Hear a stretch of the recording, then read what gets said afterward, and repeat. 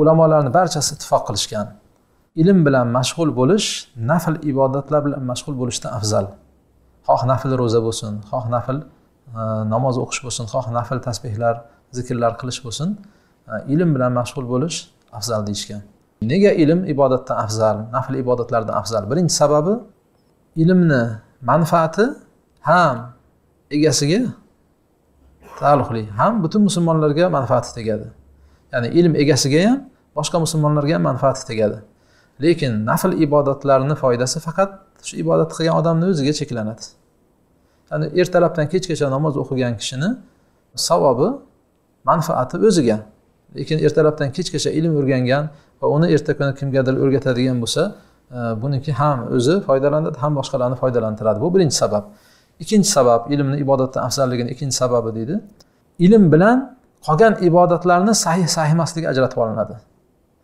Aksi emas deyapti. Ya'ni ibodatni ko'p qilish bilan inson ilmga ega bo'lib qolmaydi, lekin ilm o'qish bilan aytganimizdek, to'g'ri, noto'g'ri, qaysi ibodat shariatga muvofiq qilindi, qaysi ibodat shariatga muvofiq bo'lmayapti, shartlari to'liq o'taldimi, yo'qmi, mana buni ilm orqali ajratiladi.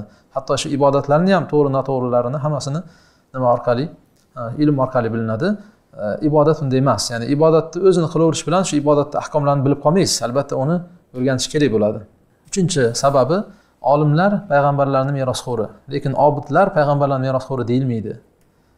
To'g'ri, ular ham shariatdagi ibodat yo'lida payg'ambarimiz sollallohu alayhi vasallamga ergashgan bo'lganlari bilan, lekin ayni hadisda kelgandek merosxo'r bo'lish faqat olimlarga taalluqli. Ya'ni olimlar bu payg'ambarlarning merosxo'ri deyildi. Obidlar payg'ambarlarning merosxo'ri deyilmaydi. To'rtinchidan, obid kishi olimga tobi. Ya'ni obid kishi bab olimdan so'raydi. Shu ibodatim to'g'rimi, noto'g'rimi deb, aksi emas. Olim kishi kelib obiddan so'ramaydi odatda deydi. Beshinchidan, ilmni foydasi sohibidan keyin ham qoladi. Ammo nafl ibodatlarning foydasi egasi o'tishi bilan to'xtaydi, deyapti.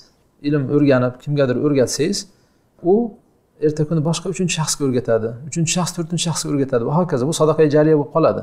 O'lganingizdan keyin ham o'sha inson o'lganda butun amallari to'xtaydi, faqat 3 ta amal borib turadi deganlardan biri shu foydalanadigan ilm qoldirgan bo'lsa deyildi. Xoh kitob yozib qoldirib ketgan bo'lsin, xoh talabalar o'qitib ketgan bo'lsin, kimgadir masalan harf o'rgatib bo'lsa ham, Qur'on o'qishni o'rgatdingizmi, shu Qur'onni o'qib to umrining oxirigacha o'qiguncha siz o'tib ketgandan keyin ham savob borib turadi.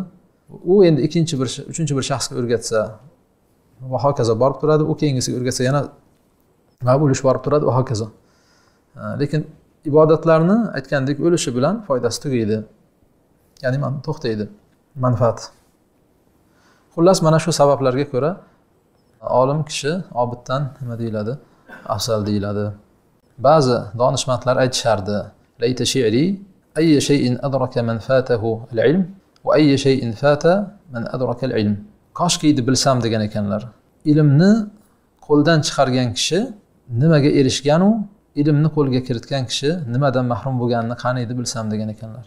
Ya'ni bu o'sha ilmni fazlini, fazilatini bayon qilib aytayaptiki, ilmni yo'qotgan kishi nimani qo'lga kiritibdi?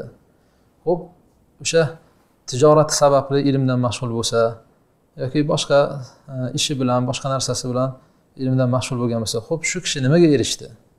Xo'p, ko'p dunyo topgani bilan qabrga ketganda shuni olib kirib ketadimi? Yo'q, shuni aytayapti. Ilmdan mahrum bo'lgan kishi nimaga erishibdi?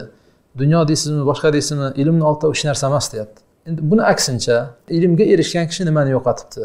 Odamki Alloh ilm bergan ekanmi, shu foydali ilm bergan bo'lsa, u aytgandek boshqalar yig'gan dunyoni yig'olmagan bo'lsa ham, boshqalar kiygan kiyimni kiymagan bo'lsa ham, hokazo, boshqalar yashagandek qasrlarda yashamasa ham, lekin asosiy narsani qo'lga kiritgan bo'ladi.